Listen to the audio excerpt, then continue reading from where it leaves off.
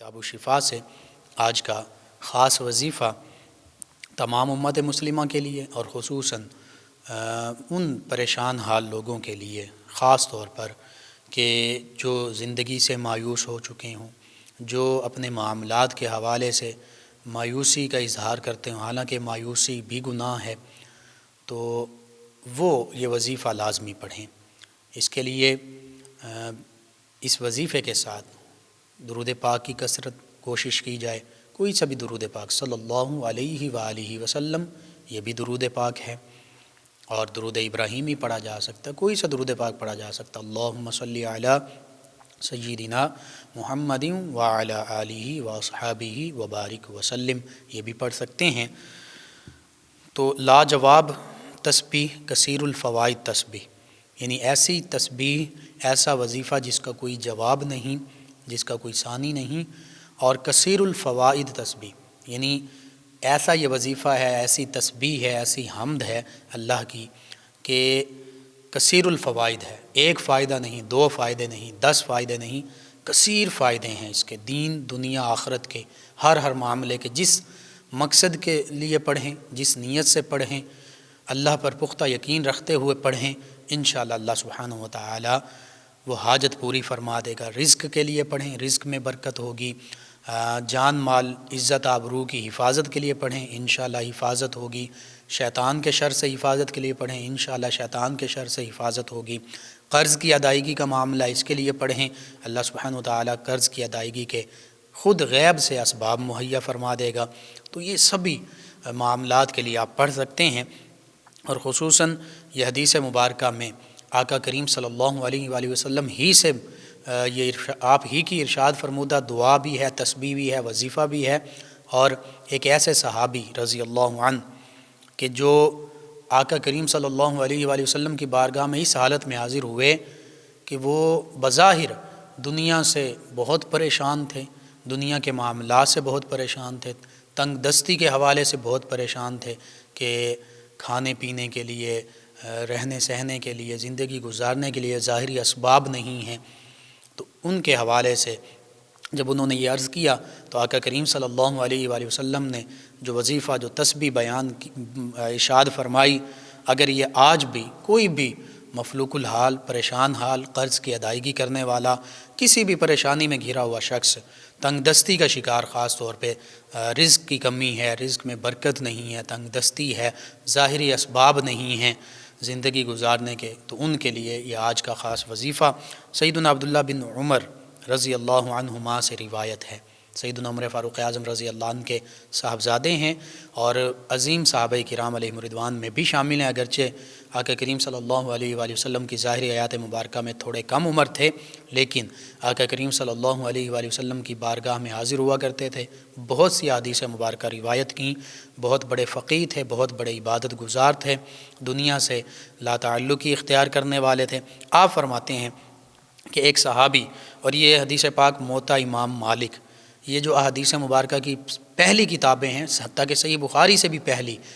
حضرت امام مالک، سیدنا امام مالک رضی اللہ عنہ نے یہ کتاب حدیث مبارکہ کی مرتب کی، لکھی، تالیف کی، احادیث مبارکہ جمع کی، یہ پہلی کتابوں میں شامل ہے، غالباً سب سے پہلی حدیث مبارکہ کی کتاب ہی یہی ہے، موطا امام مالک۔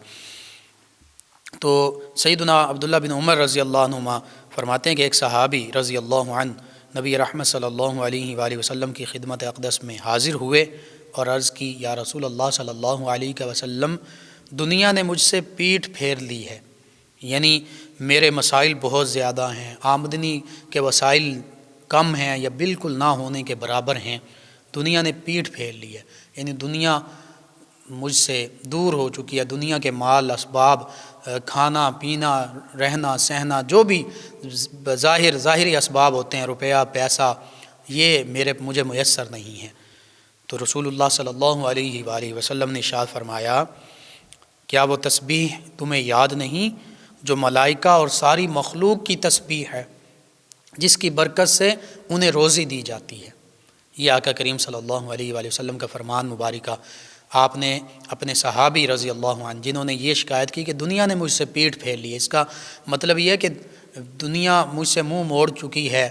میرے پاس دنیا کے ظاہری اسباب نہیں ہیں، رزق کی تنگی ہے، تمام پریشانیاں ہیں، تو آقا کریم صلی اللہ علیہ وآلہ وسلم نے ان صحابی رضی اللہ عنہ سے بھی یہی ارشاد فرمایا کہ کیا تمہیں وہ تسبیح یاد نہیں جو تمام فرشتوں اور تمام مخلوق، نہ صرف انسان بلکہ تمام مخلوق، جنات، شجر، حجر، نباتات، جمادات، ہر مخلوق کی تسبیح ہے، اور فرمایا جس کی برکت سے انہیں روزی دی جاتی ہے، ملائکہ کو روزی دی جاتی ہے، جنات کو روزی دی جاتی ہے، انسان بھی اس میں شامل ہے، انسان کو روزی دی جاتی ہے، حتیٰ کہ پتھر میں موجود کیڑے کو روزی دی جاتی ہے۔ تو وہ کون سی تسبیح ہے؟ سیدنا عبداللہ بن عمر رضی اللہ عنہ فرماتے ہیں کہ پھر آقا کریم صلی اللہ علیہ وآلہ وسلم نے فرمایا ان صحابی رضی اللہ عنہ سے کہ طلوع فجر کے وقت، یعنی صبح صادق سے لے کر نماز فجر کے وقت کے ختم ہونے تک، یعنی جب سحری کا وقت ختم ہوتا ہے اسے صبح صادق کہتے ہیں، طلوع فجر اسے کہتے ہیں، تو فجر کا وقت شروع ہوا، اس سے لے کر نماز فجر کے وقت ختم ہونے تک، طلوع آفتاب تک یہ تسبیح پڑھی جا سکتی ہے۔ زیادہ بہتر یہی ہے صبح فجر کی سنتوں اور فرضوں کے درمیان پڑھی جائے، اگر کسی وجہ سے رہ جائے یا چند کلمات رہ جائیں تسبیح کے، مکمل تسبیح نہ ہو، کچھ رہتے ہوں اعداد، تو پھر وہ فجر کی نماز کے بعد بھی پڑھ سکتے ہیں مردوں کے لیے، خواتین تو اس دوران بھی پڑھ سکتی ہیں کیونکہ انہیں جماعت سے نماز نہیں پڑھنی، ہاں فجر کی نماز کے جو وقت ہے اس وقت کے اندر نماز پڑھنی ہے۔ تو نبی رحمت صلی اللہ علیہ وآلہ وسلم نے ارشاد فرمایا کہ طلوع فجر کے وقت 100 بار یہ تسبیح پڑھو۔ کیا ہے یہ سماعت فرما لیجئے، تمام امت مسلمہ کے لیے، تمام ہمارے مسلمان بہنوں بھائیوں کے لیے جو پریشان حال ہیں، کسی بھی معاملے میں پریشان ہیں، خصوصاً دنیاوی معاملات، رزق کی تنگی، قرض کی ادائیگی نہیں کر سکتے، بظاہر آمدنی کے اسباب نہیں ہیں، بظاہر روپیہ پیسہ نہیں ہے، زندگی گزارنے کے اسباب اور ضروری وسائل نہیں ہیں، ان کے لیے تسبیح سماعت فرما لیجئے۔ سبحان اللہ و بحمدہ، سبحان اللہ العظیم، استغفر اللہ، سبحان اللہ و بحمدہ، سبحان اللہ العظیم، استغفر اللہ۔ دوبارہ میں ریپیٹ کر دیتا ہوں تیسری مرتبہ، سبحان اللہ و بحمدہ، سبحان اللہ العظیم، استغفر اللہ۔ یہ 100 مرتبہ صبح پڑھ لیجئے۔ اول آخر کوشش کیجئے 1، 3، 5، 7، 11 جو بھی طاق اعداد میں درود پاک پڑھ لیجئے۔ اللہ پر یقین کامل رکھتے ہوئے یہ عمل شروع کیجئے، انشاءاللہ اللہ سبحانہ وتعالی تمام پریشانیاں دور فرما دے گا، رزق میں آسانیاں عطا فرمائے گا، غیب سے رزق عطا فرمائے گا، اور پھر قرض کا معاملہ ہے تو قرض کی ادائیگی کے اسباب باہم آسان ہو جائیں گے۔ اور یہی صحابی رضی اللہ عنہ جنہیں یہ تسبیح آقا کریم صلی اللہ علیہ وآلہ وسلم نے ارشاد فرمائی، انہوں نے پڑھی اللہ پر یقین رکھتے ہوئے، اللہ کے پیارے حبیب صلی اللہ علیہ وآلہ وسلم کے فرمان مبارکہ پر یقین رکھتے ہوئے، اور یہ فرماتے ہیں کہ پھر دنیا میرے پاس یوں آئی کہ پھر میرے پاس جگہ نہیں تھی کہ میں اسے کہاں سنبھال رکھوں، یعنی دنیا کا رزق ملا، مال مویشی ہر چیز ملی، اتنی زیادہ تعداد میں ملی کہ یہ فرماتے ہیں کہ اب مجھے یہ سمجھ نہیں آتی تھی کہ میں کہاں سنبھال رکھوں، کہاں اٹھا رکھوں، کسے دوں، کتنا پاس رکھوں، کتنا آگے دوں۔ تو بہرحال یہ وظیفہ تمام امت مسلمہ کے لیے، آپ تمام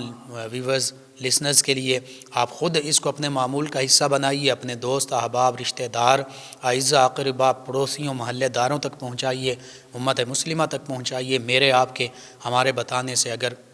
امت مسلمہ کا فائدہ ہوتا ہے، ہمارے کسی بھی مسلمان بہن بھائی، مسلمان بچوں کا فائدہ ہوتا ہے، تو انشاءاللہ یہ ہمارے لیے بھی آخرت میں فائدے، بھلائی اور نجات کا باعث ہوگا۔